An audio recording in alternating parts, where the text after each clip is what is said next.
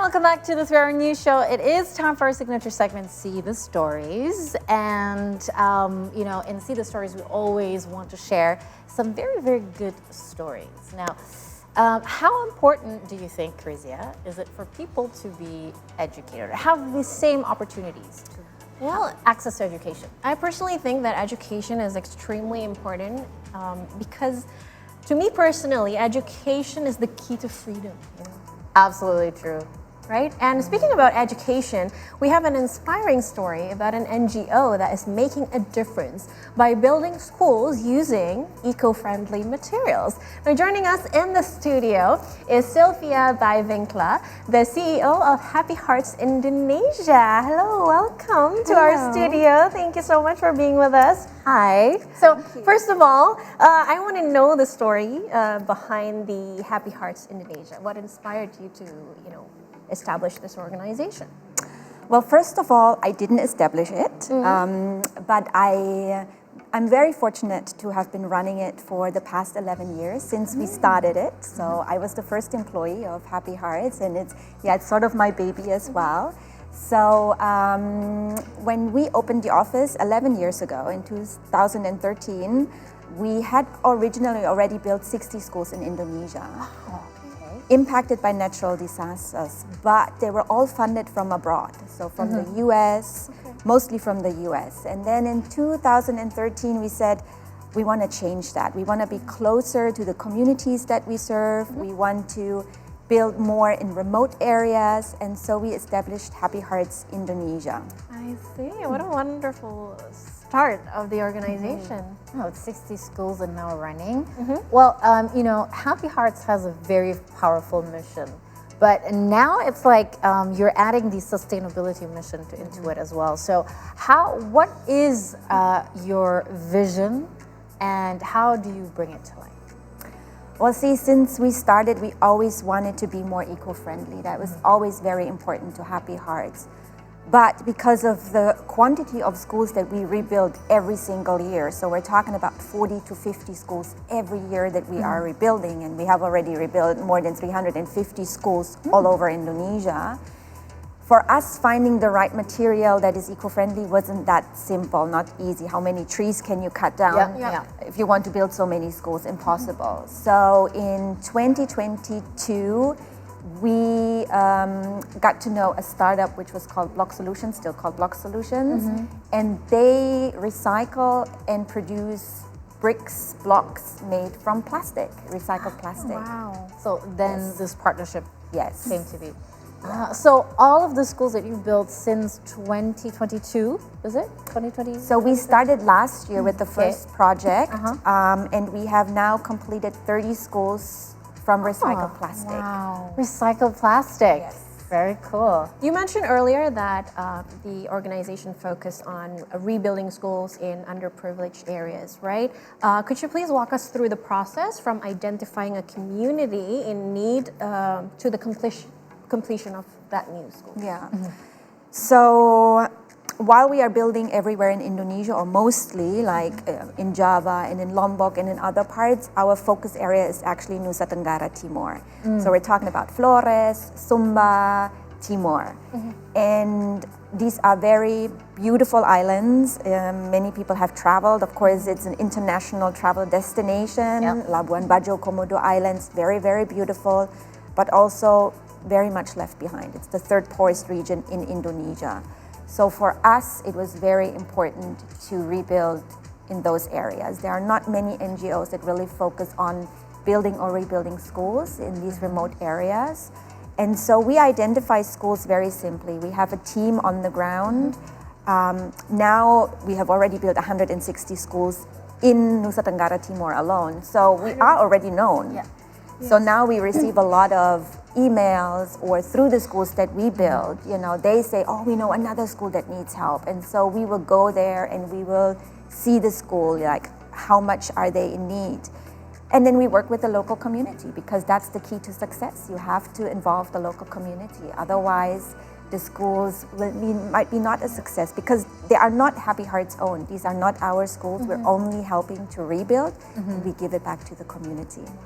So you just rebuild, and the teachers are already there. Exactly. So you don't run the school; you just help rebuild it to become better. Yes. Got it. So the key is rebuilding. So the schools are there. You just cannot maybe call it a school because the building is in such bad condition. Maybe sometimes it's just a bamboo hut. You know, you have to imagine it's a bamboo hut, no running water, no toilet, maybe no ceiling, and no floor. It's very heartbreaking. So we would then rebuild the school. So it's earthquake resistant. That's very important for us. Safe, decent, we would say, furniture, maybe add a library, a computer lab. And then the teachers are there, yes, so they will run the school. They are responsible for maintaining the school, for developing the school, and they're doing an amazing job. I mean, I think that's going to be part of your mission as well. Rebuilding means that you are giving the children motivation and confidence to, safely be able to access education, and that is such a big mission. And now you have the sustainability, the sustainability aspect of it as well. What if you could talk it through us? What are the materials and construction methods that you use to balance the sustainability with, most important, durability? So I think there are a lot of people who still would love to know, are these recycled building blocks as sustainable and as durable and as strong in terms of, a long-lasting building? Yes, that is very important to us. And also the building has to be, even though they're earthquake resistant and they look nice, the buildings, but the community has to maintain these buildings. So they are not fancy, it's a simple school building, but top priority for us is durability and safety.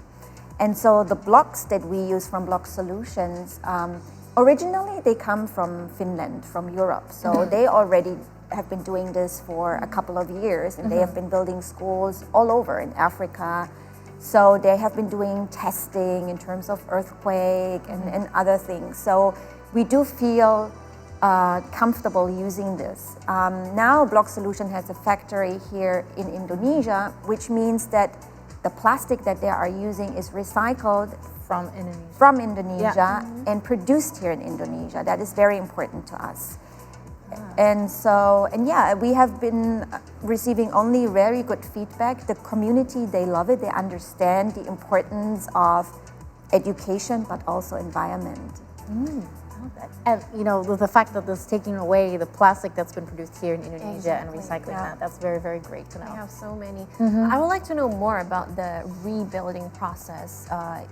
It's in the remote areas, right, where it's hard to reach, of course. I mean, building something is already hard, let alone in a very remote area. Could you please explain to us more about it? How hard is it to build something in that type of area? Yeah, I mean, that's the challenging part, definitely, especially now that we're building with the plastic blocks, because they are produced in Lombok, so we have to ship them to the remote islands. So yes, that is the biggest challenge for us. And I want to be honest, building with the plastic blocks is more expensive than with the concrete, because of course the conventional material is available everywhere.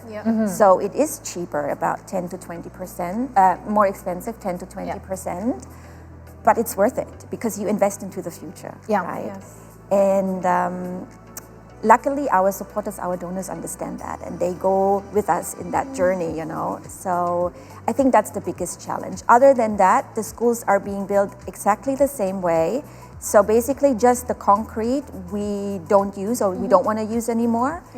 And we use the blocks instead, but everything else, they have the light steel for the roof and everything else, exactly like any other school. So you've mentioned the main focus has been Nusa Tenggara Timur, right?